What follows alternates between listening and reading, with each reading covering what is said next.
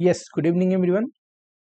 आज की इस लेक्चर में एक बहुत ही छोटा और इंटरेस्टिंग टॉपिक देखने जा रहे हैं जिसका नाम है टाइम वैल्यू ऑफ मनी।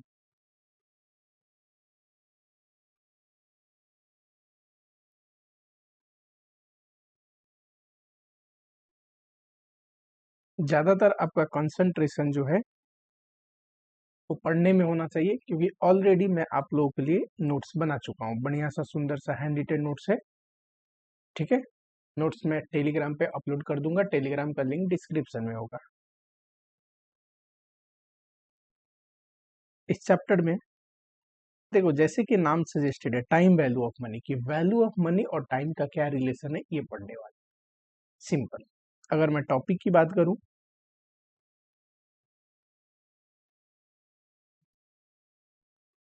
तो इसका बेसिक आपको पता होनी चाहिए, कैलकुलेशन आपको आनी चाहिए, और थर्ड, ये दो पता हो तो इसका एप्लीकेशन आना चाहिए, अप्लाई कैसे करना है चैप्टर्स में, डिसीजन मेकिंग, ठीक है। फाइनेंस में तो ये लगभग एक आध चैप्टर को छोड़ दिया जाए तो हर एक चैप्टर में अप्लाई होता है, ठीक। आओ जरा,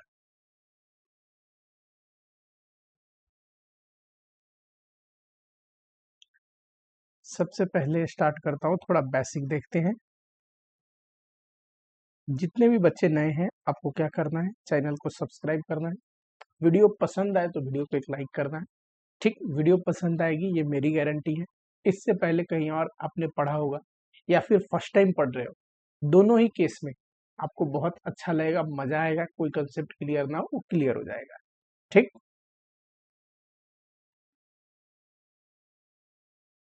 अच्छा, एक एग्जांपल लेते हैं। मान लो आज की डेट में मुझे 1 लाख रुपए चाहिए, ठीक। पहले समझो ये होता क्या है, उसके बाद आप तो फॉर्मूला इजीली ब्रेक कर दोगे, कैलकुलेटर से निकाल सकते हो, फॉर्मूले से निकाल सकते हो, टेबल से निकाल सकते हो, हर एक चीज सिखाऊंगा, ठीक है। अगर मैं बोलूं आपको कि आप मुझे 1 लाख रुपए दो, 1 साल बाद, आफ्टर 1 ईयर, मैं आपको 95,000 दूंगा रिटर्न, तो आप मुझे दोगे क्या? उधार नहीं दोगे, ठीक। ये फिजिबल नहीं है, कोई भी नहीं देगा। अच्छा, दूसरा एग्जांपल, मान लो मैं आपको कहता हूं कि आप मुझे 1 लाख दीजिए उधार, 1 साल बाद मैं आपको 1 लाख रिटर्न कर दूंगा, ठीक है। 99% केस में ये भी फिजिबल नहीं है। कोई भी ऐसा इंसान नहीं है जिसको अगर मैं 1 लाख उधार मांगू और कल को 1 साल बाद 1 लाख ही रिटर्न करने की प्रॉमिस करूं तो मुझे पैसे देगा, ठीक। थर्ड केस, अगर मैं पैसे लूं और बोलूं कि 1 साल बाद मैं आपको कितना, 1,20,000 रिटर्न करूंगा, यानी कि आपका 1 लाख तो रिटर्न कर ही रहा हूं, प्लस 20,000 जो है आपको रिटर्न के तौर पे, एक्स्ट्रा रिटर्न के तौर पे प्रोवाइड कर रहा हूं। बताओ ये केस फिजिबल है क्या? डेफिनेटली ये केस फिजिबल है। कोई अगर मुझे पैसा देगा तो फ्री में कभी नहीं देगा, हमेशा जब मैं उसको एक्स्ट्रा रिटर्न दूंगा तभी देगा। तो इसीलिए मैंने बोला कि ये जो दो केस है ना, प्रैक्टिकल लाइफ में ये संभव नहीं है, प्रैक्टिकल लाइफ में ये संभव नहीं है। संभव क्या है कि जब भी आज मैं पैसे ले रहा हूं, भविष्य में अगर रिटर्न करता हूं तो कुछ एक्स्ट्रा रिटर्न होना चाहिए उसमें, प्रिंसिपल के साथ साथ। जो ये 1 लाख है ये क्या है? प्रिंसिपल। उसके साथ साथ कुछ इंटरेस्ट होना चाहिए, ब्याज होना चाहिए। मेरे लिए वो कॉस्ट है, पर जिसने पैसा दिया उसके लिए रिटर्न, करेक्ट। यानी कि इससे पहली चीज तो हमें ये सीखने को मिलती है कि इंटरेस्ट क्या है। इंटरेस्ट का मतलब it is price for money, ठीक। मैं किसी का पैसा यूज कर रहा हूं, उसके बदले जो दे रहा हूं ना उसको प्राइस, वो है इंटरेस्ट। हमेशा बोरोवर के लिए कॉस्ट होता है और जो पैसे प्रोवाइड करता है उसके लिए रिटर्न होता है, ठीक है। इतना समझ में आया आपको इंटरेस्ट क्या होता है? दूसरा चीज,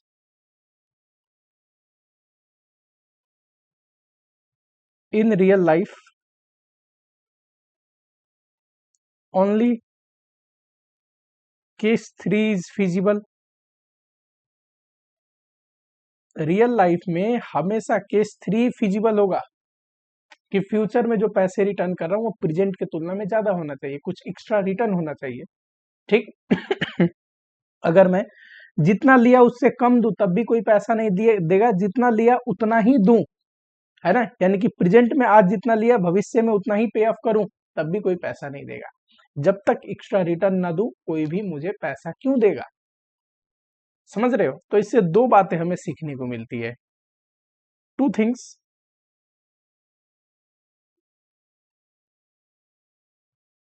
दैट वी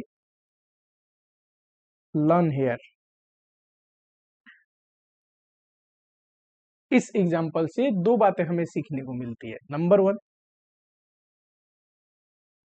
जहां पे भी पैसों की बात आएगी, जहां पे भी पैसों की बात आएगी वहां पे एक कॉस्ट इन्वॉल्व होता है। ठीक। मनी फ्री ऑफ कॉस्ट में कभी नहीं आता, money comes along with cost. ठीक है। बोरोवर है, अगर जो ले रहा है पैसा उसे हमेशा कॉस्ट लेना चाहिए, उसके लिए कॉस्ट है। और जो दे रहा है लेंडर है, उसे क्या चाहिए, रिटर्न चाहिए। फ्री ऑफ कॉस्ट क्यों नहीं आएगा, क्योंकि ये देने वाला कभी देगा ही नहीं फ्री में पैसा जब तक इसको रिटर्न ना दूं। लेने वाला तो हमेशा तैयार होगा कि फ्री ऑफ कॉस्ट मिल जाए, देने वाला कभी नहीं देगा। तो जब भी पैसों की बात आएगी वहां पे इंटरेस्ट रेट का बात आएगा। पहला चीज हमें ये सीखने को मिलता है। इतना तो बहुत बेसिक है। ठीक है। इसी को मैंने आपको नोट्स में यहाँ लिखा हुआ है। इंटरेस्ट क्या है, प्राइस पेड फॉर मनी। किसी का पैसा अगर यूज कर रहे हैं तो बदले में जो दे रहे हैं ना वो इंटरेस्ट है। ठीक। मैंने यहाँ पे 1000 का एग्जांपल लिया है। और क्या लिखा है कि सिर्फ केस 3 ही फिजिबल होगा, केस 1 और केस 2 रियल प्रैक्टिकल लाइफ में पॉसिबल नहीं है।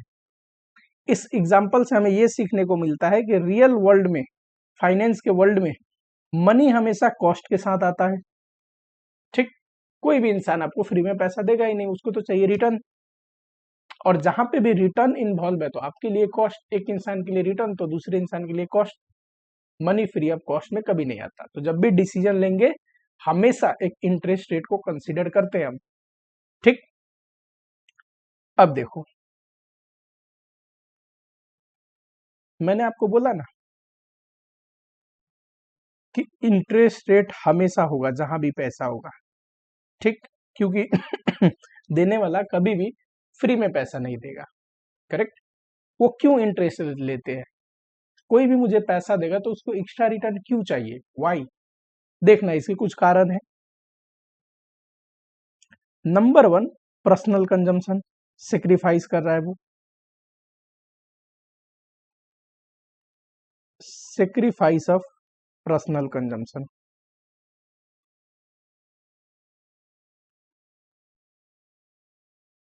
ठीक। एक एग्जांपल देखते हैं। मान लो ये आप हो,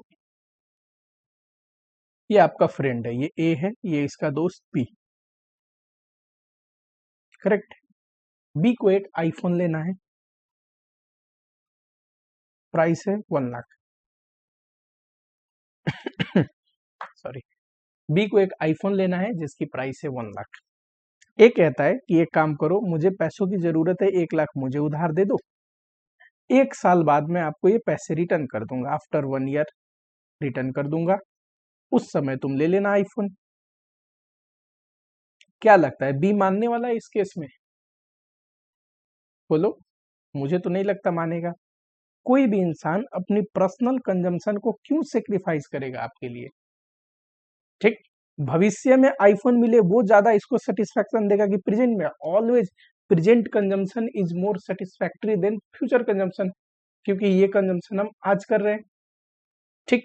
पर वही मैं बोलूं, ए अगर बोले कि 1 साल बाद मैं तुम्हें 1 लाख नहीं 1.5 लाख रिटर्न करूंगा, ठीक, 50,000 ऐड करके, और उस समय तुम लेटेस्ट वर्जन जो है आईफोन का, लेटेस्ट मॉडल जो है वो ले लेना। तब ये क्या लगता है पॉसिबल हो सकता है, बिल्कुल पॉसिबल हो सकता है, क्योंकि बी को अपना पैसा फ्री में नहीं देना है ए को, अगर ये आज पर्सनल कंजम्पशन सेक्रीफाइस कर रहा है तो भविष्य में इसको एक्स्ट्रा भी तो मिल रही है, एडिशनल बेनिफिट भी तो मिल रही है। तो यानी कि दुनिया में लोग आज की पर्सनल कंजम्पशन तभी सेक्रीफाइस करेंगे जब फ्यूचर में उन्हें एक्स्ट्रा पे किया जाए। फ्री में कोई भी पर्सनल कंजम्पशन को सेक्रीफाइस नहीं करेगा, प्रेजेंट कंजम्पशन को सेक्रीफाइस नहीं करेगा। ठीक, तो ये पर्सनल ना लिख के प्रेजेंट कंजम्पशन लिख दो। ठीक, सेक्रीफाइस ऑफ प्रेजेंट कंजम्पशन। दूसरा रीजन देखो, अपॉर्चुनिटी कॉस्ट। जहां भी पैसा है वहां अपॉर्चुनिटी कॉस्ट है। देखना जरा,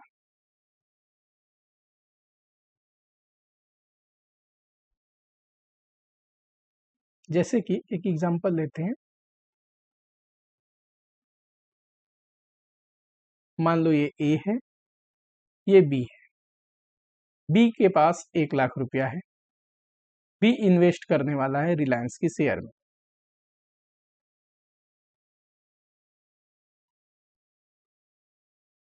रिलायंस के शेयर में, करेक्ट।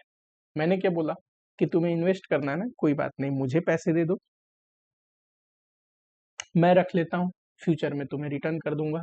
ये बी कभी भी नहीं देगा। क्यों? अगर ये इन्वेस्ट करता है और इसको मिलता है 10% रिटर्न, ठीक, तो ये मुझे तभी पैसा देगा जब मैं इसे 10% या उससे ज्यादा रिटर्न दूं। ठीक, मान लो मैंने बी को बोला कि आप मुझे 1 लाख रुपया मुझे दे दो, इसमें अगर आप लगाओगे तो 1 लाख बाद 10% रिटर्न के साथ आपका पैसा ग्रो होकर हो जाएगा 1,10,000। मुझे पैसे देते हो तो मैं 20% रिटर्न के साथ प्रोवाइड कर दूंगा 1,20,000। ठीक, तब बी प्रोवाइड कर सकता है पैसा। बी के पैसों पे एक अपॉर्चुनिटी कॉस्ट है। बी को पता है कि मैं ये पैसा इन्वेस्ट करके कहीं कमा सकता हूं, तो बी जब भी किसी और को पैसा देगा अपनी अपॉर्चुनिटी कॉस्ट को जरूर ध्यान में रखेगा। मैं जब रिलायंस के शेयर में 10,000 कमा सकता हूं तो तुम्हें तभी दूंगा जब 10,000 या उससे ज्यादा कमाई होगी, फ्री ऑफ कॉस्ट में कभी नहीं दूंगा। तो रिटर्न क्यों चाहिए, इंटरेस्ट क्यों चार्ज करते हैं? क्योंकि अपॉर्चुनिटी कॉस्ट है। ठीक, तीसरा रीजन देखो,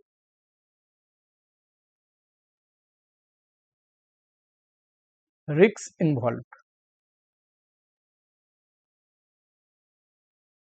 ठीक है,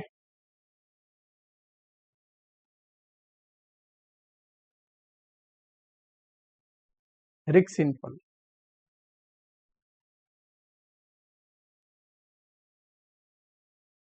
और रिस्क भी कितने टाइप के होते हैं हमें जो पढ़ने हैं, वो एक तो डिफॉल्ट रिस्क,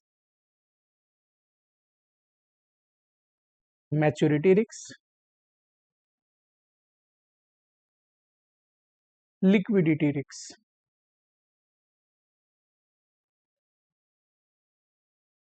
ठीक है, रिस्क इन्वॉल्व है, कोई किसी को पैसा देगा तो वहां पे रिस्क है, इसलिए उसे एक्स्ट्रा रिटर्न चाहिए। कैसा रिस्क देखते हैं जरा। तीसरा कारण क्या है? Risk involve. जरा देखते हैं एग्जांपल, ध्यान से सुनना। आज की डेट में आओ जरा, पहला है डिफॉल्ट रिस्क। अगर आज मुझे कोई पैसा देता है, मान लो ये है मिस्टर ए, सेम एग्जांपल, ये है मिस्टर बी, करेक्ट। आज अगर मिस्टर बी ने मिस्टर ए को 1 लाख रुपीज दिया, ठीक है, 5 सालों के लिए, 5 इयर्स लोन। अब यहां पे देखना, ऐसा भी तो संभव है कि 5 साल बाद मिस्टर ए डिफॉल्ट कर जाए, वो पैसा पे ना कर पाए। क्यों? क्योंकि मिस्टर ए की फाइनेंशियल कंडीशन 5 साल बाद कैसा है ये हमें क्या मालूम। ऐसा हो नहीं सकता क्या कि मिस्टर जो ए है वो इंसॉल्वेंट हो जाए? अगर इंसॉल्वेंट हो गया तो डिफॉल्ट कर देगा, पैसे वापस नहीं आएंगे बी के। मान लो ये पैसे देने की एग्जांपल छोड़ो, इसने रिलायंस के शेयर में इन्वेस्ट कर दिया, है ना, कोई कंपनी में इन्वेस्ट कर दिया, डिफॉल्ट होने के रिस्क तो वहां पे भी है, कंपनी भी इंसॉल्वेंट हो सकती है। ठीक, तो उस केस में जहां पे भी हम पैसा देते हैं वहां एक डिफॉल्ट रिस्क है, पैसे डूब सकते हैं, इंसान इंसॉल्वेंट हो जाता है, कंपनियां बंद हो जाती हैं, तो रिस्क जो है ना उसके लिए मुझे कुछ एक्स्ट्रा रिटर्न चाहिए। मान लो ये गवर्नमेंट बॉन्ड है, मिस्टर ए है, इसको दो जगह पैसा लगाना है, ये गवर्नमेंट बॉन्ड है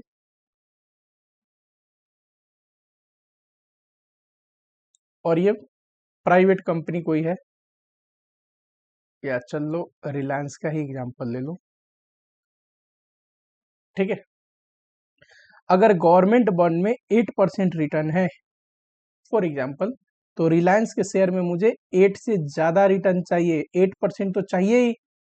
सरकार को पैसा दे रहा हूं तो 8% रिटर्न आ रहा है, पर सरकार को पैसा देने में रिस्क नहीं है ना, सरकार तो मेरी पैसा डुबाएगी नहीं। रिलायंस में पैसा लगाने में तो रिस्क है, तो रिस्क के लिए मुझे एक्स्ट्रा रिटर्न चाहिए, क्या बोलते हैं उसको, रिस्क प्रीमियम।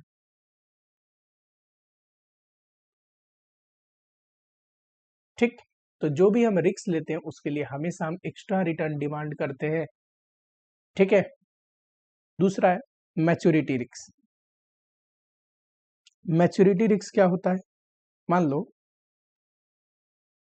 ये ए है, ये बी है, ठीक। मुझे अगर दोनों में से किसी एक में इन्वेस्ट करना हो, 1 लाख रुपया देना हो, अगर उधार देना हो, ए ने मांगा है 1 ईयर के लिए, बी ने मांगा है 20 ईयर्स के लिए, करेक्ट। क्या लगता है किसकी मैच्योरिटी ज्यादा है, ऑब्वियसली बी की, 20 सालों के लिए पैसा दे रहा हूं, ए का 1 साल बाद ही मुझे पैसा रिटर्न आ जाएगा, करेक्ट। तो 1 साल में ए की क्या फाइनेंशियल कंडीशन हो सकती है, ये फोरकास्ट करना ज्यादा आसान है। 1 साल फोरकास्ट करना ज्यादा आसान है। आज अगर कोई इंसान संपन्न इंसान है तो 1 साल बाद भी ठीक ही कंडीशन में होगा, करेक्ट। लेकिन बी को पैसे दे रहा हूं 20 सालों के लिए, और किसी भी इंसान की 20 साल की फाइनेंशियल कंडीशन मुझे क्या मालूम, है ना। कहने का मतलब जितना ज्यादा मैच्योरिटी होगा ना, उतना ही मैच्योरिटी रिस्क होगा, क्योंकि लॉन्गर मैच्योरिटी में हम किसी की फाइनेंशियल कंडीशन फोरकास्ट नहीं कर सकते, शॉर्टर मैच्योरिटी पीरियड में कर सकते हैं। कम समय के लिए पैसा देंगे तो डूबने के चांस कम होते हैं, लंबे समय के लिए देंगे तो हम लंबे समय को फोरकास्ट नहीं कर सकते कि उतने साल बाद क्या होगा, ठीक। तो higher the maturity higher will be maturity risk and higher will be maturity premium. जितना लंबा समय के लिए पैसा दोगे उतना ही मैच्योरिटी रिस्क इन्वॉल्व है उसमें, क्योंकि मैच्योरिटी पीरियड ज्यादा है, और उतना ही आपको एक्स्ट्रा रिटर्न चाहिए।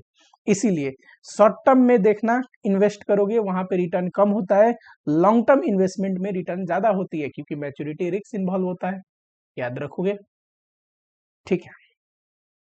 थर्ड है लिक्विडिटी रिस्क, करेक्ट। लिक्विडिटी का मतलब होता है how easily we can realize our investment, ठीक। जैसे कि एक एग्जांपल लेते हैं, आज अगर मैं रिलायंस का शेयर खरीदने जाऊं, फॉर एग्जांपल 2500 प्राइस है, ठीक। अगर मैं बाई करूं तो बाई करने के बाद कितने देर में इसको बेच सकता हूं, विद इन अ सेकेंड बेच सकता हूं, ठीक।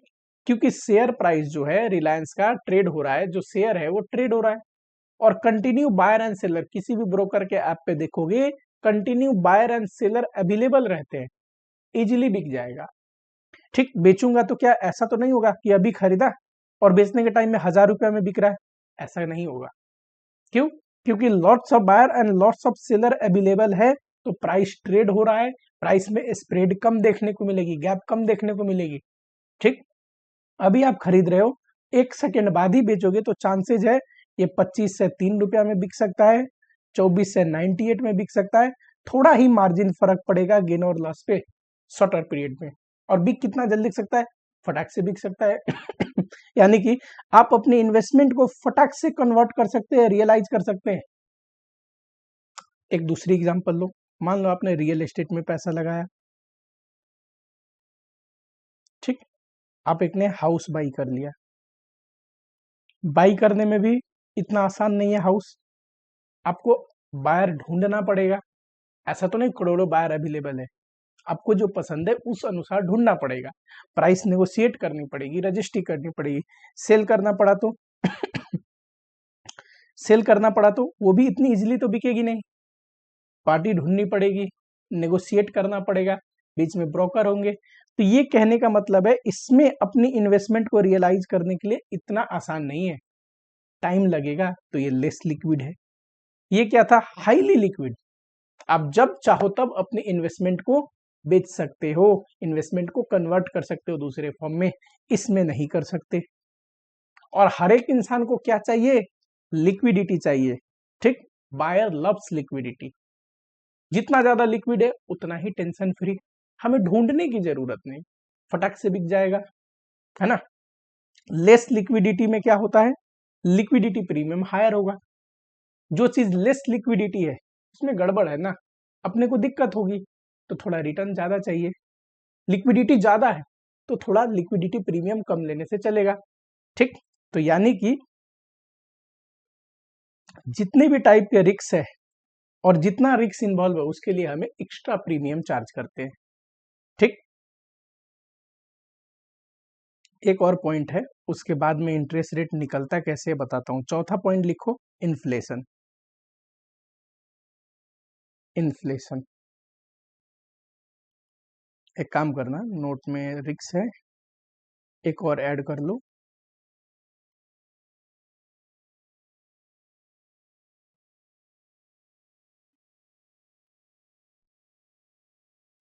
इन्फ्लेशन, ठीक।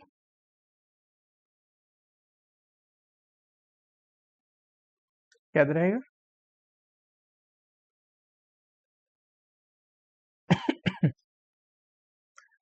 चलो फिर से एग्जांपल पे आते हैं। मिस्टर ए है, मिस्टर बी है। अभी मैंने टाइम वैल्यू ऑफ मनी की चीजें शुरू नहीं करी है, सिर्फ पैसों के बारे में सिखा रहा हूं आपको, ठीक। मिस्टर ए है एंड मिस्टर बी है, करेक्ट। मान लो 1 लाख रुपए है मिस्टर बी के पास, मैंने बोरो किया, 1 लाख इसने मुझे दिया, करेक्ट। 1 लाख मुझे ना देके ये कोई चीज बाई भी तो कर सकता था। मान लो 1 लाख का कोई चीज खरीदना है मिस्टर बी को, उसने वो चीज नहीं खरीदी, मुझे दे दिया, ठीक। 1 साल बाद देखते हैं, अगर इन्फ्लेशन से आज ये जो चीज जो 1 लाख का मिल रहा है, 8% इन्फ्लेशन है मान लो, या 10% इन्फ्लेशन है, तो ये कितने का मिलेगा, 1,10,000 का। मान लो मैंने उसे रिटर्न सिर्फ 5% दिया, तो मैं कितने पैसे उसे रिटर्न करूंगा, 1 लाख, और इसका 5%, 1,05,000। बताओ, वो सेम ही चीज जो आज वो 1 लाख में अपना खरीद सकता था, मुझे दिया, 1 साल बाद मैं पैसे रिटर्न कर रहा हूं, क्या वो चीज खरीद पाएगा, नहीं खरीद पाएगा। क्यों, क्योंकि सामान की दाम ज्यादा बढ़ गया इन्फ्लेशन की वजह से, पर मैंने रिटर्न उसको कम प्रोवाइड किया, ठीक। इसको ऐसे भी बोल सकते हैं क्या, इस प्राइस के तुलना में, इस गुड्स के तुलना में वैल्यू ऑफ मनी डिक्रीज हो गई। ऐसे भी बोल सकते हैं कि प्राइस ऑफ गुड्स इंक्रीज हुआ है मनी के वैल्यू के तुलना में, ठीक है। यानी कि आप ये लिखो कि price of every commodity is express in terms of money.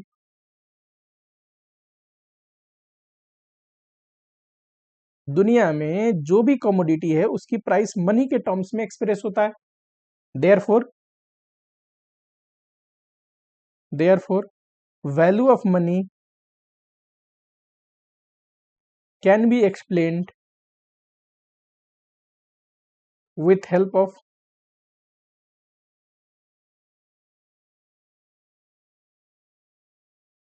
Price of goods, इसी को बोलते हैं इन्फ्लेशन। इन्फ्लेशन, यहां पे देखो मेरे एग्जांपल में इन्फ्लेशन की वजह से गुड्स की दाम कितना हो गया, 1,10,000। पैसे कितने इंक्रीज होके हुए, 1,05,000। क्या वो पैसा वो गुड्स अब बाई कर सकता है 1 साल बाद, नहीं कर सकता। क्यों, वैल्यू ऑफ मनी डिक्रीज हो गई, क्योंकि रिटर्न कम था और इन्फ्लेशन ज्यादा था। इस केस को क्या बोलते हैं, वैल्यू ऑफ मनी डिक्रीज होना। मान लो मैंने उसको रिटर्न दिया होता 10%, तो कितना पैसा होता, 1,10,000। गुड्स भी 1,10,000 का, मनी भी 1,10,000 है, वैल्यू ऑफ मनी मेंटेन्ड है, कहने का मतलब ना इंक्रीज हुआ ना डिक्रीज हुआ।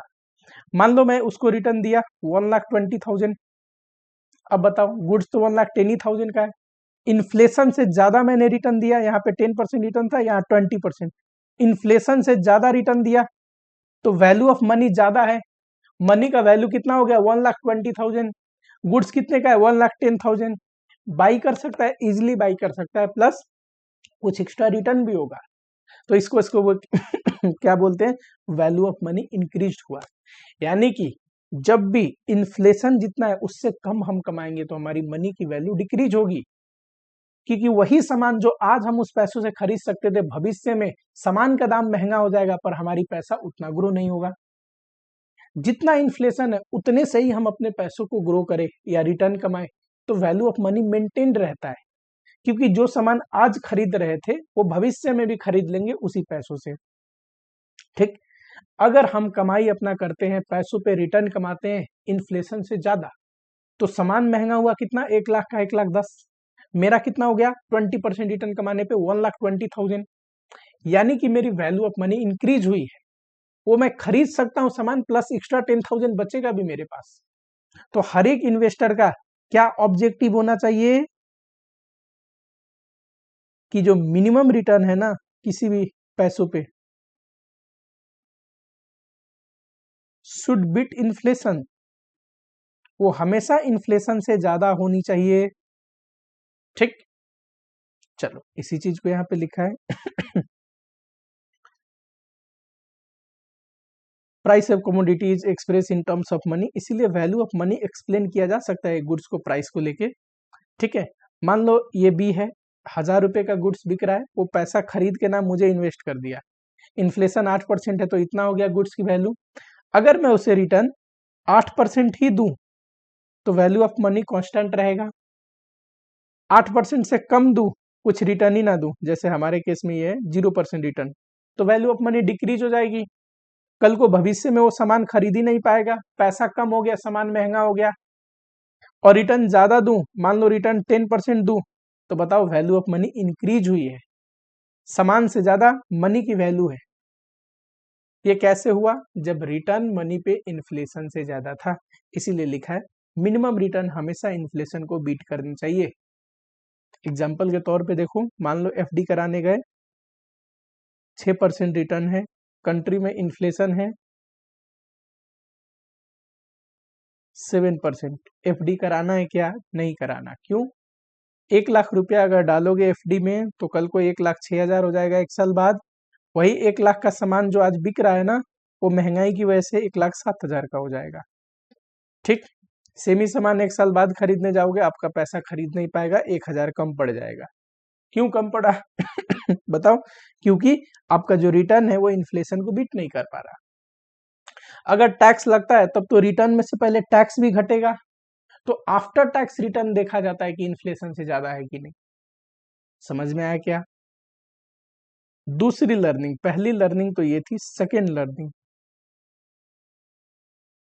Value of money today worth more than tomorrow, more than tomorrow.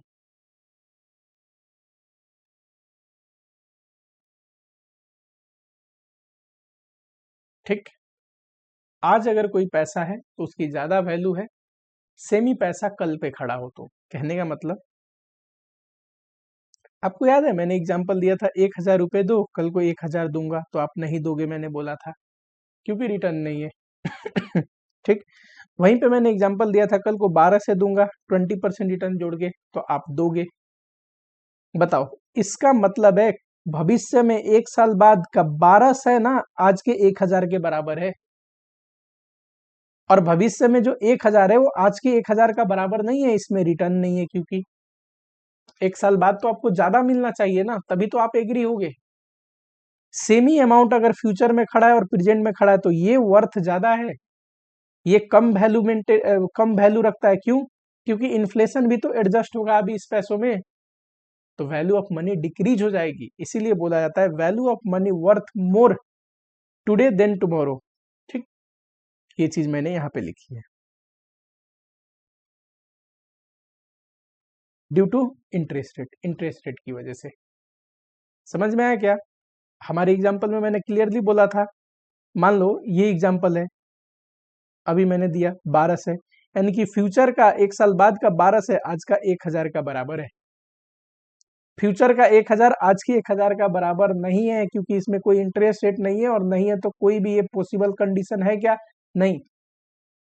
Money कभी भी फ्री ऑफ कॉस्ट में नहीं आता, मनी है तो इंटरेस्ट रेट वहां पे कंसीडर करनी पड़ेगी। इसीलिए भविष्य का 1000 और आज का 1000 बराबर नहीं है, आज का 1000 ज्यादा है। बल्कि अगर ये कंडीशन है तो ठीक है, तो भविष्य का 12 से आज का 1000 के बराबर है। ठीक है, यानी कि इंटरेस्ट रेट कैसे निकलता होगा?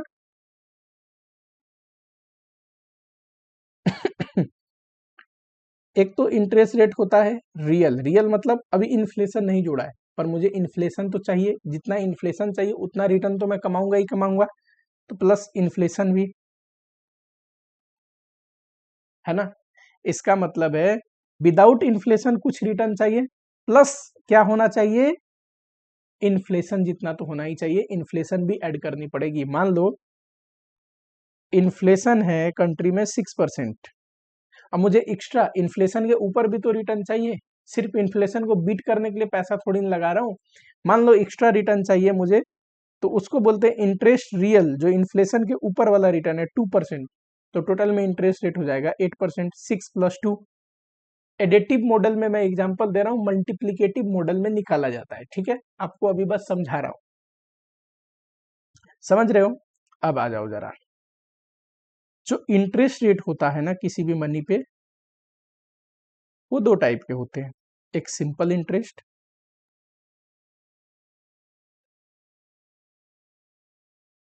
दूसरा compound interest.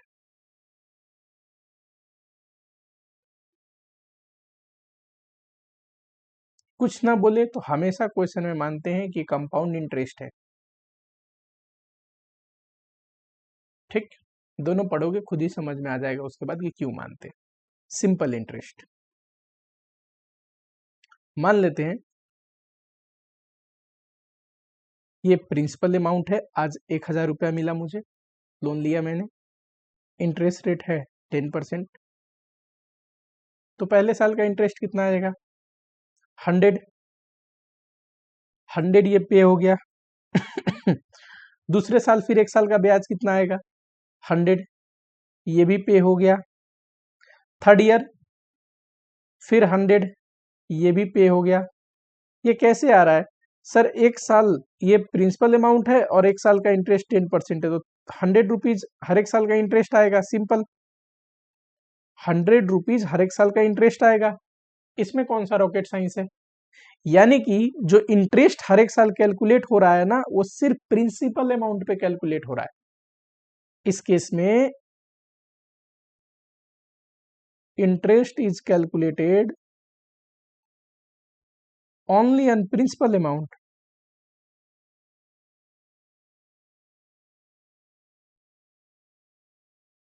Correct, principal amount पे सर सिर्फ इंटरेस्ट कैलकुलेट हो रहा है, और प्रिंसिपल अमाउंट कितना है? 1000। मैं बोलूं 1 ईयर का इंटरेस्ट बताइए, तो सर 1000 इंटू 10% इंटू 1 साल का है ना, तो 100 आएगा। फॉर 2 ईयर्स, 2 साल का कितना इंटरेस्ट बनेगा? तो सिंपली ऐसे निकाल सकते हो, 1 ईयर का 100 है इंटू 2, 2 साल का तो 2 से आनी चाहिए। या फिर प्रिंसिपल अमाउंट इंटू इंटरेस्ट, ये तो 1 साल का है, इंटू 2 कर दोगे तो 2 ईयर का आएगा। 5 ईयर का इंटरेस्ट निकालना हो तो कोई दिक्कत नहीं, 1000 इंटू 10%, ये 1 साल का है, तो 5 साल का कितना? 500। इसमें इंटरेस्ट बहुत ही सिंपल तरीके से निकलता है, सिंपल इंटरेस्ट है तो principal amount into interest rate into time. ठीक है, 5 साल का निकालना था तो principal amount into interest rate into time, तो 5 साल का आ गया। हर 1 साल इंटरेस्ट सेम क्यों आता है? क्योंकि हम हर 1 साल जो इंटरेस्ट है वो सिर्फ प्रिंसिपल अमाउंट पे कैलकुलेट करते हैं। यहाँ पे interest is calculated on principal as well as interest component। Principal और इंटरेस्ट दोनों कंपोनेंट पे कैलकुलेट होता है। जैसे कि यही एग्जांपल है, मैंने लोन लिया 1000 का, इंटरेस्ट रेट है 10%, फर्स्ट ईयर का ब्याज कितना आएगा 100, करेक्ट। मान लो ये पे नहीं हुआ, री इन्वेस्ट हो गया तो अगले साल, साल के एंड में सर 1000 रुपीज तो था ही, प्लस 100 ब्याज भी री इन्वेस्ट हो गया, 1100 हो गया प्रिंसिपल, इस पे इंटरेस्ट देंगे तो 1100 पे इंटरेस्ट आएगा 110, करेक्ट। फिर ये भी री इन्वेस्ट हो गया, री इन्वेस्ट हो गया। तो सेकेंड ईयर के एंड में सर पहले 1000 था, पहले साल का ब्याज जुड़ा था इतना, दूसरे साल का और ब्याज जुड़ गया, तो ये कितना आया 1210 आएगा प्रिंसिपल। इस पे 10% ब्याज निकालोगे 121 आएगा, ठीक। और 3 साल का ही एग्जाम्पल लेते हैं, मान लो यहाँ पे मुझे निकालना हो फ्यूचर वैल्यू कितना आया, ब्याज प्लस इंटरेस्ट, तो देखो 1000 था, पहले साल का इतना ब्याज, दूसरे साल का इतना, तीसरे साल का ये। कहने का मतलब इंटरेस्ट किस पे कैलकुलेट हो रहा है, प्रिंसिपल अमाउंट प्लस इंटरेस्ट जो री इन्वेस्ट हो रहा है उस पे कैलकुलेट हो रहा है। इसमें हम क्या मानते हैं कि जो इंटरेस्ट हम कमा रहे हैं, जो बीच में इंटरमीडिएट कैश फ्लो जनरेट हो रहा है, जिसको इंटरेस्ट बोल रहा हूं मैं, वो री इन्वेस्ट हो रहा है, उस पे भी हम रिटर्न कमाएंगे अगले साल, ठीक है। तो कैसे निकलेगा बताओ जरा, इतना आना चाहिए 1000 प्लस 100 प्लस 110 प्लस 121, ठीक है, समझ में आया क्या। तो ये था कंपाउंड इंटरेस्ट। सिंपल इंटरेस्ट में इंटरेस्ट हर एक साल सिर्फ प्रिंसिपल पे ही निकालते हैं, इसीलिए हर एक साल का इंटरेस्ट सेम होता है। कंपाउंड इंटरेस्ट में प्रिंसिपल प्लस इंटरेस्ट दोनों को जोड़ के मानते हैं इंटरेस्ट री इन्वेस्ट हो गया, तो उस केस में हर एक साल का इंटरेस्ट इंक्रीजिंग ट्रेंड में निकलेगा, जैसे यहाँ पे आया था, करेक्ट। एक होता है इफेक्टिव इंटरेस्ट रेट। अच्छा, अगर सेमी एनुअली डेटा हो तो कोई दिक्कत नहीं, साल में 2 बार इंटरेस्ट होगा ठीक, पर रेट तो कम हो जाएगा क्योंकि रेट तो पूरे साल का दे रखा है। तो आई कैसे निकालेंगे, आई डिवाइड बाई 2, 6 महीने में मिलेगा ना। एन कैसे होगा, एन इंटू 2, साल में 2 पीरियड हो जाएगा इंटरेस्ट का, तो पीरियड तो 2 हो गया, एन 2 हो गया, करेक्ट। आई अब 10% अगर साल का है तो 5-5% मिलेगा, ठीक। तो इसीलिए आई डिवाइड बाई 2 किया है। क्वार्टरली बोलता तो इंटरेस्ट रेट को 4 से डिवाइड करता और पीरियड जो एन है उसको 4 से इंटू करता, सिंपल। अगला है इफेक्टिव इंटरेस्ट रेट।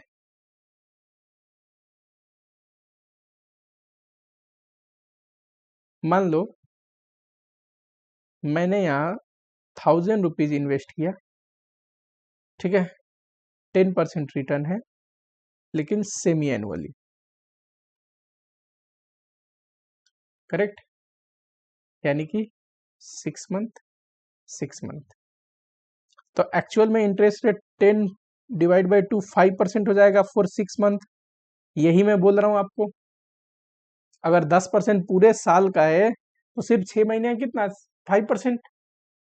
अब बताओ ये फर्स्ट 6 मंथ में कितना इंटरेस्ट आएगा सर, 1000 इंटू क्या है ये 5%, 50 आया। अब ये 50 री इन्वेस्ट हो जाएगा। कंपाउंड इंटरेस्ट में मैंने क्या बोला, इंटरेस्ट भी मानते हैं री इन्वेस्ट हो रहा है और सेमी रिटर्न जनरेट कर रहा है जितना प्रिंसिपल जनरेट कर रहा है, यानी कि 1000 प्लस 50, अब यहाँ पे प्रिंसिपल हो गया 1050, उस पर 5% इंटरेस्ट मिलेगा,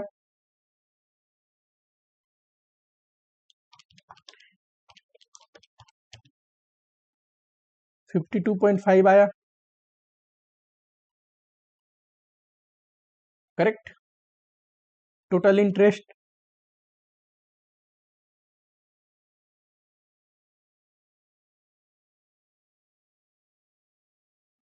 अच्छा, कितना रिटर्न कमाया एक्चुअल में मैंने, तो सर ये है टोटल रिटर्न डिवाइड बाई ये प्रिंसिपल अमाउंट इनटू 100,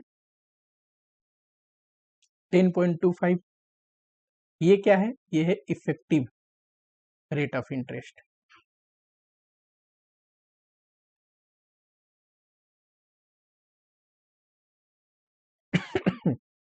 ये है effective rate of interest.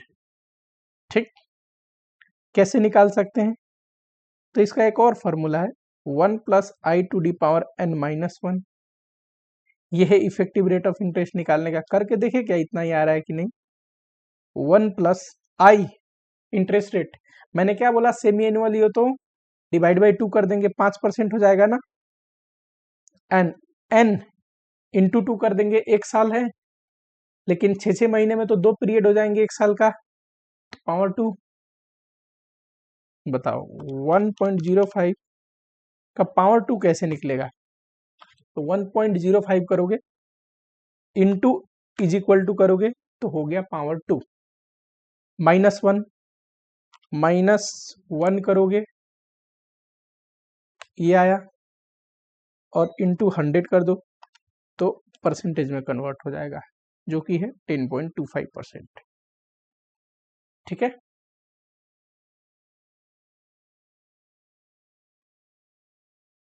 Simple interest पढ़ा दिया मैंने, कंपाउंड इंटरेस्ट, इफेक्टिव इंटरेस्ट।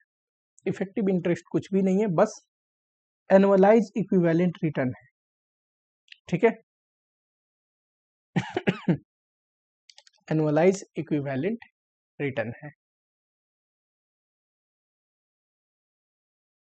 निकालने का तरीका एक नॉर्मल समझा के मैंने बताया और उसको फॉर्मूला में कन्वर्ट कर दिया। यानी कि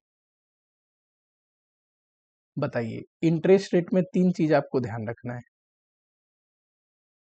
एक सिंपल इंटरेस्ट रेट, प्रिंसिपल पे इंटरेस्ट रेट इंटू करते हैं इंटू टाइम। कैसे निकलता है ये? Principal into interest rate into time. एक होता है कंपाउंडेड इंटरेस्ट रेट, और थर्ड होता है इफेक्टिव इंटरेस्ट रेट। इफेक्टिव का फॉर्मूला क्या था? 1 plus I to the power N minus 1। ठीक, कंपाउंड इंटरेस्ट रेट अभी तक मैंने सिंपल तरीके से आपको निकाला था कंपाउंड इंटरेस्ट रेट। देखो यहाँ पे इंटरेस्ट निकाला ये मान के कि इंटरेस्ट भी री इन्वेस्ट हो रहा है, और सबको जोड़ दिया तो फ्यूचर वैल्यू आया। इससे ये भी फॉर्मूला बनता है, निकालना हो तो future value is equal to present value 1 plus I to the power N. ठीक, जरा रख के देखें, 1000 था इंटू, हमारे केस में 10% है, 1 plus 0.1 to the power N. कितने साल का डेटा लिया था मैंने? 3 साल, पहला साल, दूसरे साल, तीसरा साल, 3। करो जरा, कितना आ रहा है? पावर 3 निकालना हो ना हमेशा, तो ये देखो 1 प्लस 0.1 तो 1.1 आया, इसका पावर 3 निकालना है, इंटू इज इक्वल टू करोगे तो पावर 2 में कन्वर्ट हो जाता है, दोबारा मल्टीप्लाई हो गया। एक बार और इज इक्वल टू करोगे तो पावर 3 में कन्वर्ट हो जाएगा। ठीक, एन इंटू 1000 कर दो तो 1331 आ रहा है। ठीक है, यानी कि कंपाउंड इंटरेस्ट हो, हमेशा हम क्या मानते हैं? कंपाउंड इंटरेस्ट मानते हैं जब तक सिंपल ना दे। ठीक, तो फ्यूचर वैल्यू कैसे निकलता है? Present value 1 plus I to the power N. इसी से प्रेजेंट वैल्यू का भी फॉर्मूला आ जाएगा, जस्ट इसको इधर डिवाइड कर दो, future value divide by 1 plus I to the power N. ठीक, जैसे कि ये है फ्यूचर वैल्यू ना, इसका प्रेजेंट वैल्यू करूं तो 1000 आनी चाहिए। देखो 1 प्लस 0.1 टू द पावर 3। अब देखो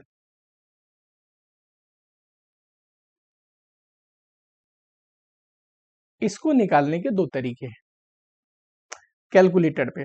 पहला तरीका है जो सिंपल है, मैं बताता हूं आपको, कि 1 डिवाइड बाई 1.1 है, और पावर 3 का मतलब 3 साल, इज इक्वल टू करोगे तो 1, दोबारा इज इक्वल टू करोगे 2, दोबारा इज इक्वल टू करोगे, उसके बाद एक बार और इज इक्वल टू करोगे तो 3।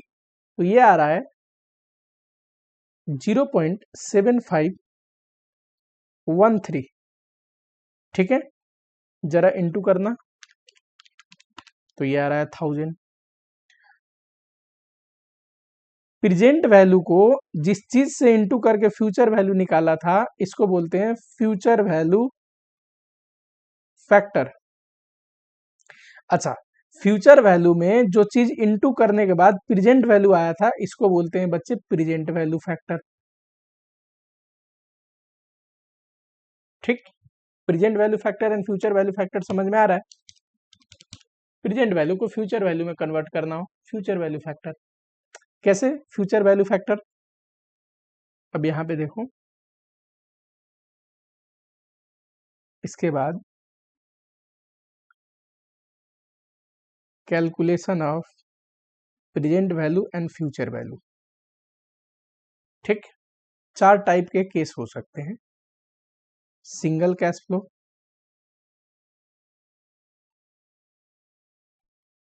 एन्यूटी,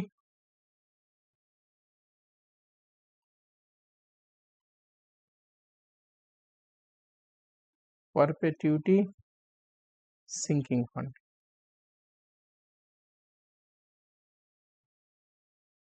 सिंगल कैश फ्लो का मतलब जो अभी हमने एग्जांपल देखा था कि 1000 यहाँ पे इन्वेस्ट किया, प्रेजेंट वैल्यू है ये, फ्यूचर वैल्यू कितना होगा? अगर 3 ईयर है और इंटरेस्ट रेट 10% है, 10% है, तो कैसे निकालेंगे? फ्यूचर वैल्यू निकालने का तरीका है present value 1 plus I to the power N. ठीक है, जहां पे इसको बोलते हैं बच्चे फ्यूचर वैल्यू फैक्टर। ठीक, इसको निकालने के दो तरीके हैं, calculator future value factor table. Table वाली चीज तो आपको दिया होगा एग्जाम में अगर देना हो तो, नहीं तो कैलकुलेटर वाली चीज आपको सीखनी चाहिए।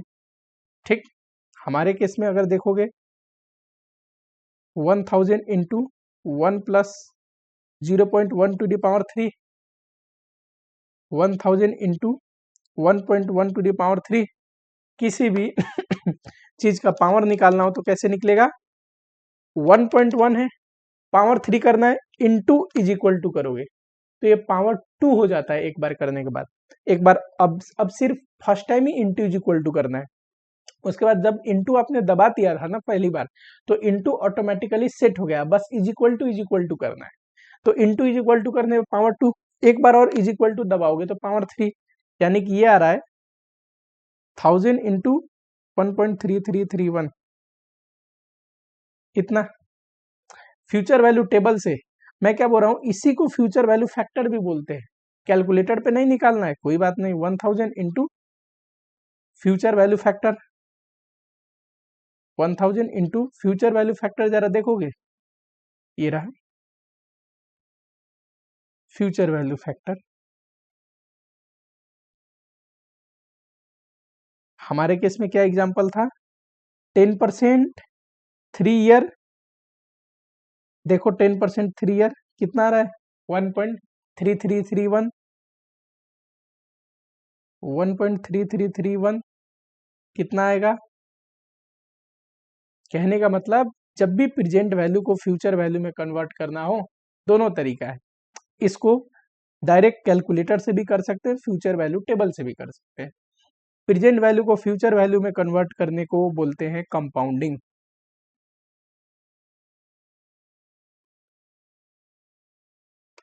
ठीक अब बताओ, इसी फॉर्मूले से, ये जो फॉर्मूला है, इसी फॉर्मूले से हम ऐसे लिख सकते हैं, अगर फ्यूचर वैल्यू होता है present value 1 plus I to the power N, और तो प्रेजेंट वैल्यू कैसे निकलेगा? ये इधर नीचे डिवाइड कर दो, future value divide by 1 plus I to the power N. इसको मैं ऐसे लिख सकता हूँ, future value into 1 divide by 1 plus I to the power N. बच्चे, फ्यूचर वैल्यू को प्रेजेंट वैल्यू में कन्वर्ट कर रहे हो ना, इसको बोलते हैं डिस्काउंटिंग। कोई कैश फ्लो फ्यूचर में खड़ा है, उसका प्रेजेंट वैल्यू निकाल रहे हैं तो डिस्काउंटिंग बोलते हैं। इसको बोलते हैं प्रेजेंट वैल्यू फैक्टर। इसको निकालने के दो तरीके हैं, कैलकुलेटर से भी कर सकते हैं या टेबल से भी निकाल सकते हैं। कैलकुलेटर से करना हो तो, जैसे इसी केस को कन्वर्ट कर रहा हूं, 1000 भविष्य में 1331 हो रहा है, तो 1331 का प्रेजेंट वैल्यू करूंगा तो 1000 आनी चाहिए। करो जरा, प्रेजेंट वैल्यू निकालो।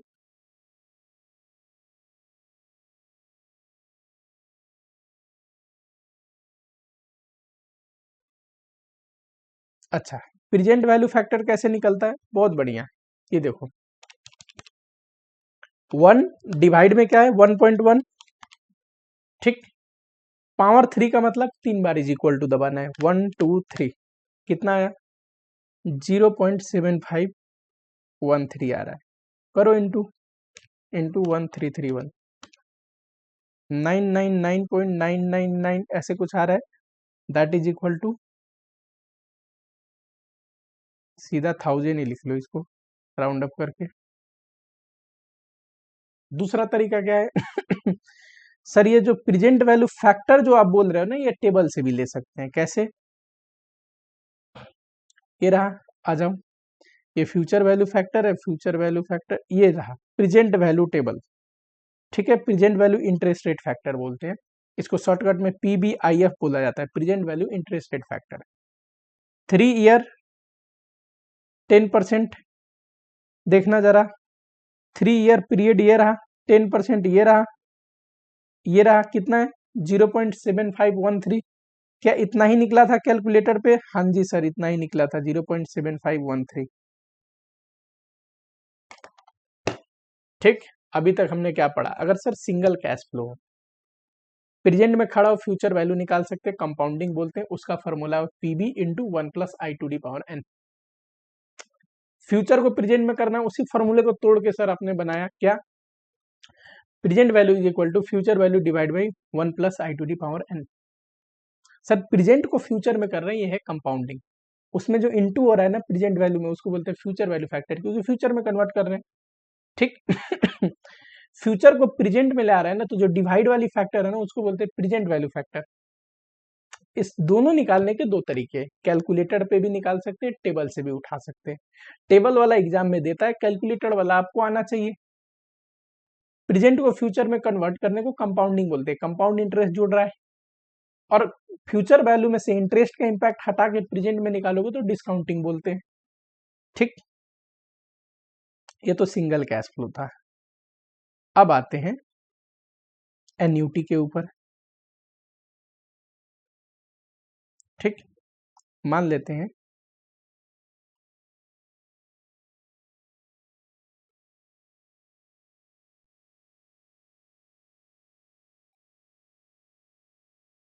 एन्यूटी का मतलब सेमी कैश फ्लो अगर हर एक साल जनरेट हो रहा है तो उसको बोलते हैं एन्यूटी। कैश फ्लो क्या होना चाहिए? सेम, सर्टेन इंटरवल पे जनरेट हो तो उसको बोलेंगे एन्यूटी, ठीक एक और चीज देखना, कितने साल के लिए है? तो 1 year, 2 year, 3 year, 4 year, 5 year, life भी फिक्स है। ऐसा तो नहीं इनफाइनाइट पीरियड तक जनरेट हो रहा है, नहीं। तो इसकी कैरेक्टरिस्टिक्स होनी चाहिए सेम कैश फ्लो हो, सर्टेन इंटरवल पे जनरेट हो रहा है, और फिक्स पीरियड ऑफ टाइम के लिए जनरेट हो रहा है, उसको बोलते हैं एन्यूटी। बच्चे इस केस में तो, हमारे ये केस में मान लो इसको प्रेजेंट वैल्यू कर रहा था मैं, तो ये एक ही कैश फ्लो था, 3 साल बाद खड़ा था, आज का वैल्यू निकाल रहे थे। पर अब एन्यूटी में तो 3 4 कैश फ्लो है, हमारे केस में 5 कैश फ्लो है। प्रेजेंट वैल्यू निकालना हो तो बड़ी सिंपल है सर, सबका प्रेजेंट वैल्यू निकाल के जोड़ दो 500। इसका प्रेजेंट वैल्यू कैसे निकलेगा? सर प्रेजेंट वैल्यू निकलता है future value divide by 1+I⁴n। एक साल बाद खड़ा है तो n का वैल्यू 1, सेकेंड ईयर में सर 1+I⁴n, n मतलब अब 2 साल बाद खड़ा है तो पावर 2 हो जाएगा। थर्ड में 1+0.1⁴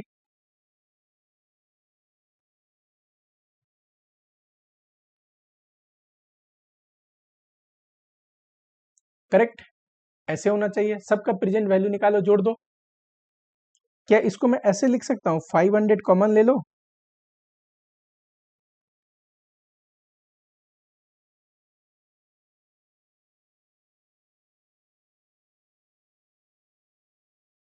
देखना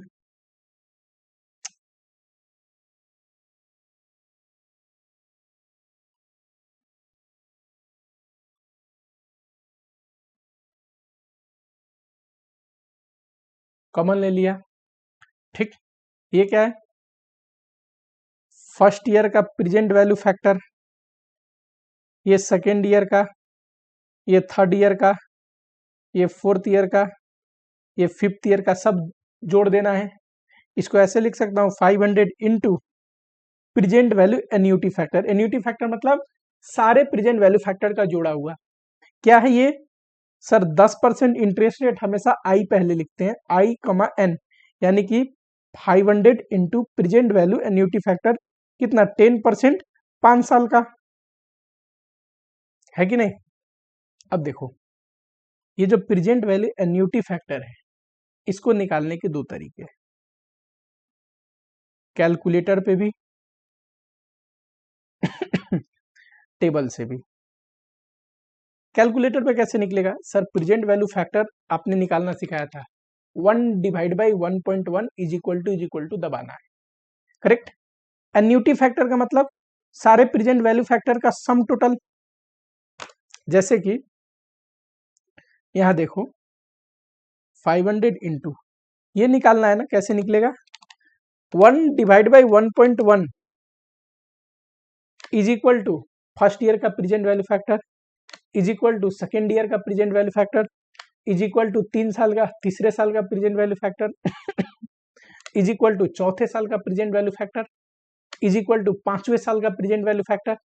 ये पांचों जो मैंने अभी करा, इनको जोड़ना है ना, तो जीटी बटन दबा दो, यहाँ पे एक जीटी बटन होगा, ठीक है। जैसे जीटी बटन दबाओगे सबको टोटल करके दे देगा। ये आ रहा है 3.791 कर दो, 3 डिजिट ही मैंने लिखा, ठीक है, 3.791, या फिर 4 डिजिट लिखोगे तो 7908 लिख दो, 08, ठीक है। तो ये कितना आ जाएगा, इंटू 500, 1895.39,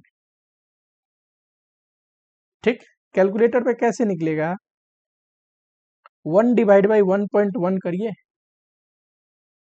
इज इक्वल टू दबाइए, कितने बार, 5 साल है ना, तो 5 बार, तो 3 4 5, और लास्ट में जीटी बटन दबाइए एक बार और करो, ठीक।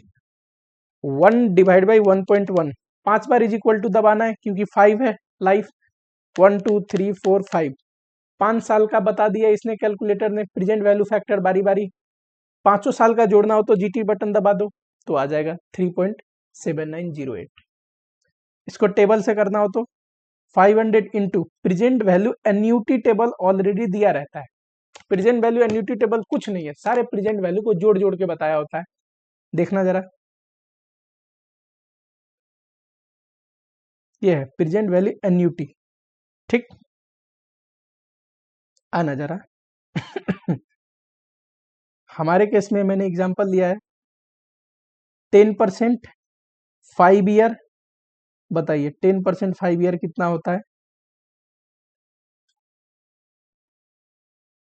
ये देखो, ये रहा 10% 5 ईयर 3.7908।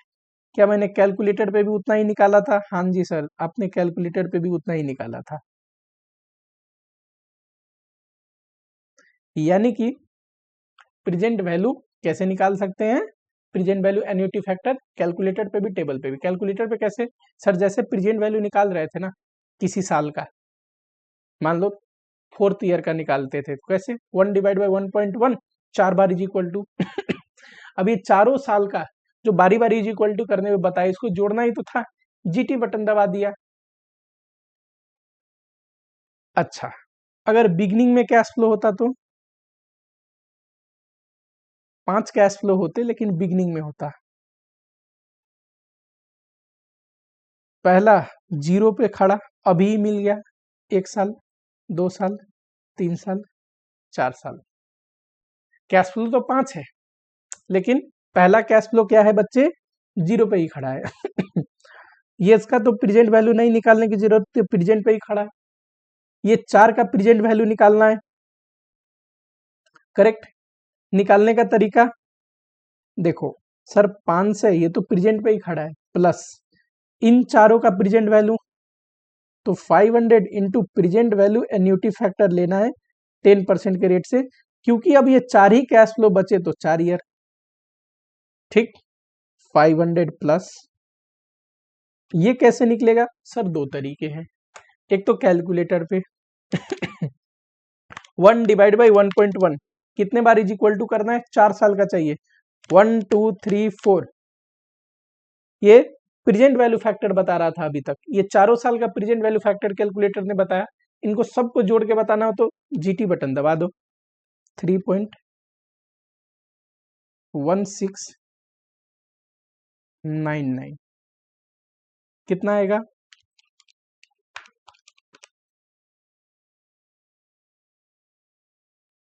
चलो, क्या प्रेजेंट वैल्यू एन्युटी फैक्टर देखते हैं, 10% 4 साल का, देखो क्या है 3.1699, हमने कैलकुलेटर पे भी इतना ही निकाला था। ठीक है, अच्छा टेबल से करना हो तो टेबल से भी कर लो, कोई दिक्कत नहीं है। जैसे कि ये पहला केस था ना, इसको टेबल में करते तो टेबल अनुसार बहुत बच्चे करते, तो 1 2 3 4 लिखते। कैश फ्लो कितना है सब? 500। टेबल से इसलिए नहीं करते एन्यूटी में क्योंकि वो इजीली निकल जाएगा, हर एक साल का सेमी कैश फ्लो है। प्रेजेंट वैल्यू फैक्टर, हर एक साल का प्रेजेंट वैल्यू करना है, प्रेजेंट वैल्यू फैक्टर से और जोड़ देना है। बताओ कैसे निकलेगा present value factor? 1 divide by 1.1 is equal to, दबाओगे तो पहले साल का 9090, दूसरे साल का 8264, तीसरे साल का 7513, चौथे साल का 6830। प्रेजेंट वैल्यू निकाल लो, इंटू करके सबको जोड़ दो, जब जोड़ोगे ना ऑटोमेटिकली इतना ही आएगा जितना हमने कैलकुलेट किया है, और यही चारों प्रेजेंट वैल्यू को जोड़ोगे, पता है कितना आएगा? 3.7908। तो ये बारी बारी इंटू करने का और जोड़ने का मतलब है कि ये कॉमन ले लो और सबको जोड़ा हुआ ये रहा, इसको बोलते हैं, सारे प्रेजेंट वैल्यू को जोड़ देते हैं तो प्रेजेंट वैल्यू एन्युटी फैक्टर बनता है। ठीक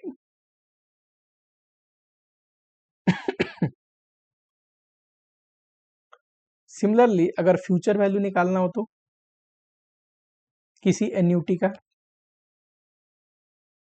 जैसे हमारे केस में चलो 500 ही एग्जांपल ले लेते हैं, 1 2 3 4 5।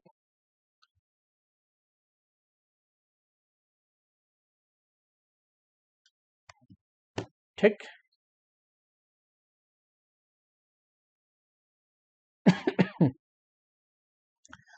तो इसको फ्यूचर वैल्यू निकालना हो तो sir annuity 500 into future value annuity factor कितना? 10% रेट और 5 साल के लिए। मैंने बोला ये जो है ना, ये दो तरीके से निकाल सकते हैं, एक तो कैलकुलेटर पे भी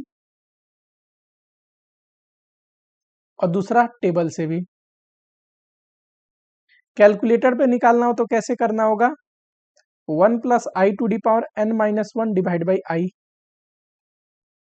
अच्छा सर टेबल से निकालना हो तो, ये तो टेबल दिया रहेगा ना एग्जाम में, चलो करके देखते हैं।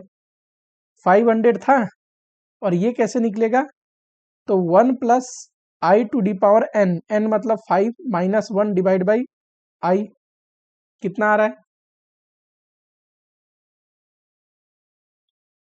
करो 1.1 to the power 5, to the power 5 निकलना है तो इंटू इज इक्वल टू करनी पड़ेगी, इंटू इज इक्वल टू करे तो 2 हो गया। जब भी फ्यूचर वैल्यू निकालना ना टू डी पावर 5 तो इंटू इज इक्वल टू करते मानना है अब 2 हो गया पावर। ठीक, इज इक्वल टू दबाओगे 3, इज इक्वल टू दबाओगे 4, इज इक्वल टू दबाओगे 5, माइनस 1 तो ये आ गया, डिवाइड बाई 0.1 तो ये आ गया 6.1051। ठीक, तो ये आ गया 3052.55। टेबल से करो, टेबल से करते तो 500 इंटू ये फ्यूचर वैल्यू एन्युटी टेबल देखना पड़ता, देखना जरा, ये रहा बच्चे future value annuity table, 10% 5 year, देखना कितना आ रहा है 6.1051। हमने कैलकुलेटर पे भी उतना ही तो निकाला है 6.1051।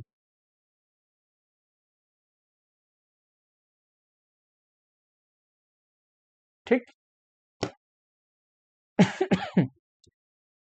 समझ में आया क्या?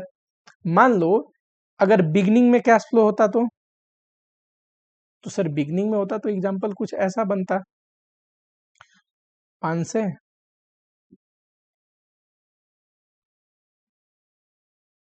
0 1 2 3 4, फोर्थ ईयर के एंड यानी कि फिफ्थ ईयर का बिगनिंग है। तो आप बोलते सर ये वाला एंड वाला तो नॉर्मल जैसे आपने पढ़ाया वैसा पढ़ाया, 4 कैश फ्लो है 1 2 3 4, तो इसका तो निकल जाएगा annuity into future value, annuity factor लेना है 10% और 4, क्योंकि 4 पीरियड है 1 2 3 4, प्लस ये एक बच गया, ये बिगनिंग वाला, ये आपने कवर नहीं किया था क्योंकि एंड वाले का फॉर्मूला कैसे बनाया कि एंड में है कैश फ्लो। तो इसको क्या करूं, इसका फ्यूचर वैल्यू निकालना हो तो 500 कितने साल के लिए, पहले साल, दूसरे साल, तीसरे साल, चौथे साल, 4 साल के लिए।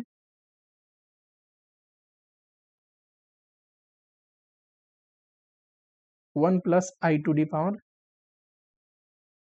एन, ठीक। यहाँ पे एग्जाम्पल मैंने आपको दे रखा है बहुत प्यारा,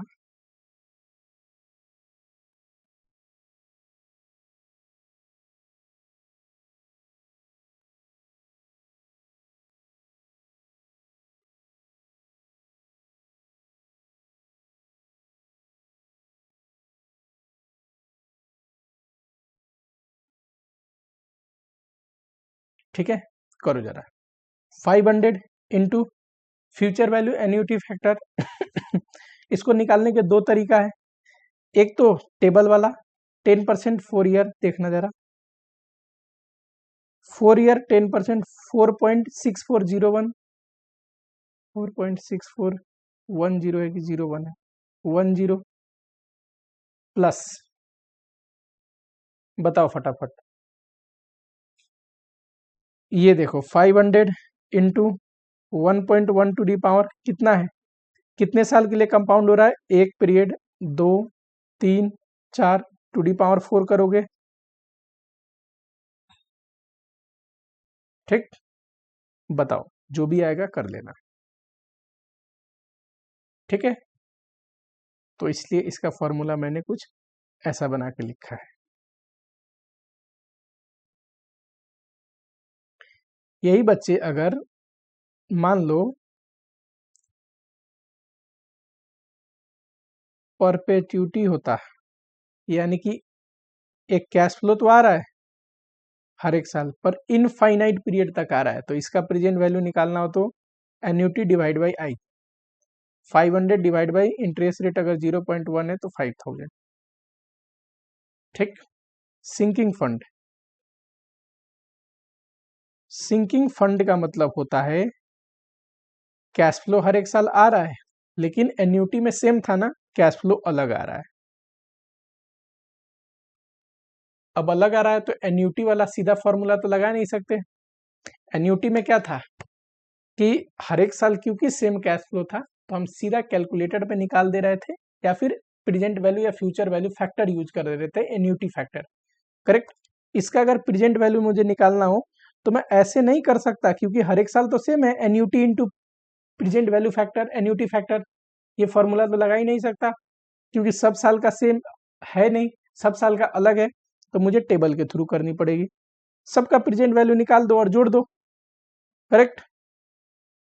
ईयर 1 2 3 4 कैश फ्लो कितना है, 500 600 800 900, present value factor, present value, बताओ प्रेजेंट वैल्यू फैक्टर कैसे निकलता है, 1 divide by 1 plus I to the power N.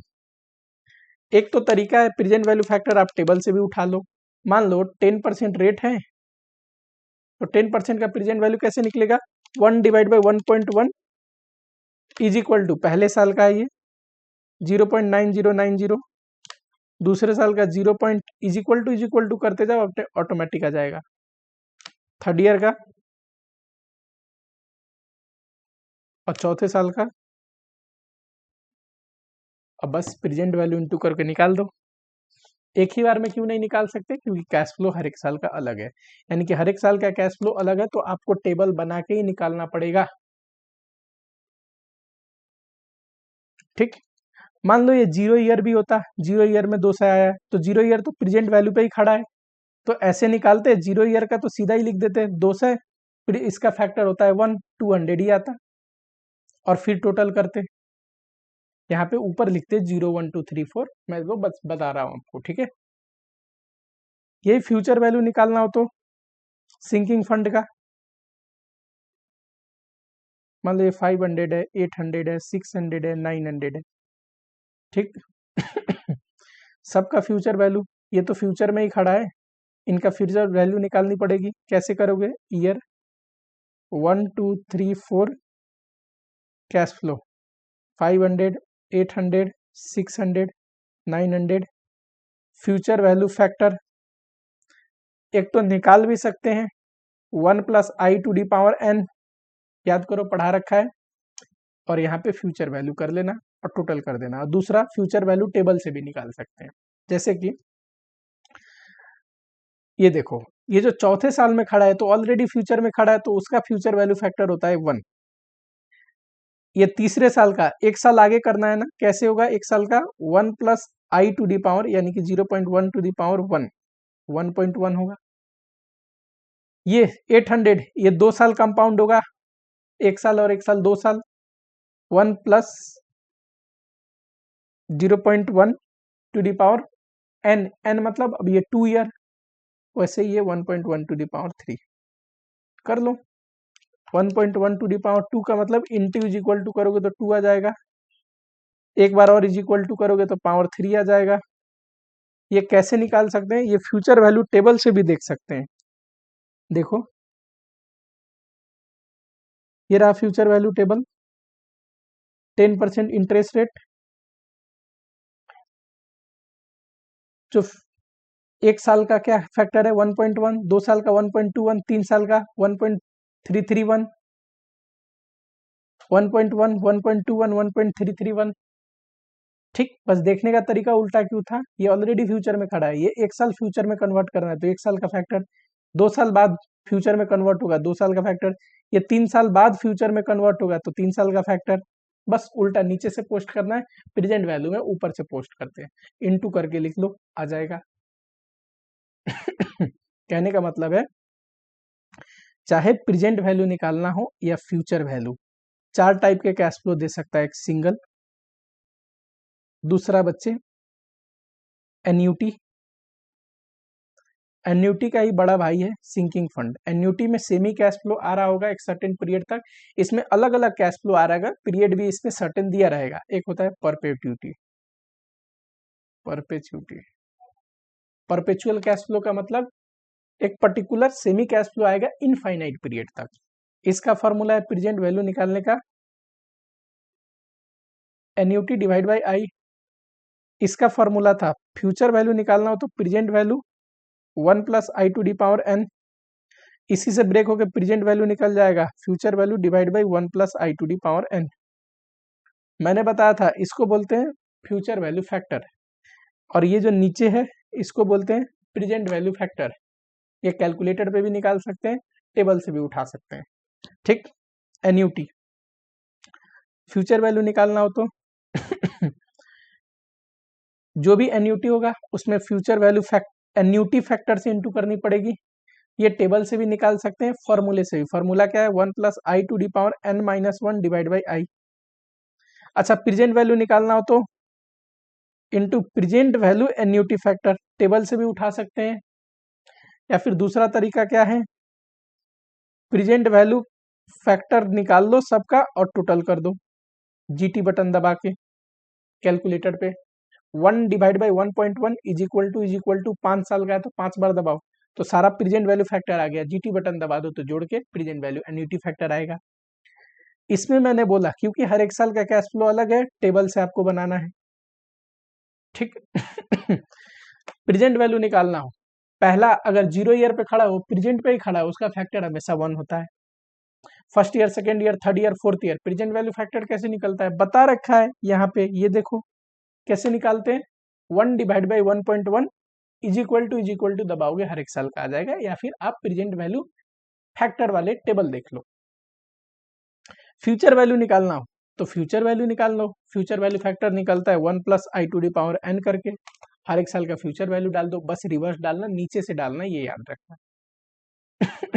जो लास्ट ईयर है वो ऑलरेडी फ्यूचर पे खड़ा है, ठीक। इतना समझने के बाद मुझे लगता है आप लोगों को थोड़ा प्रैक्टिस करोगे ऑटोमेटिक बन जाएगा, ठीक है।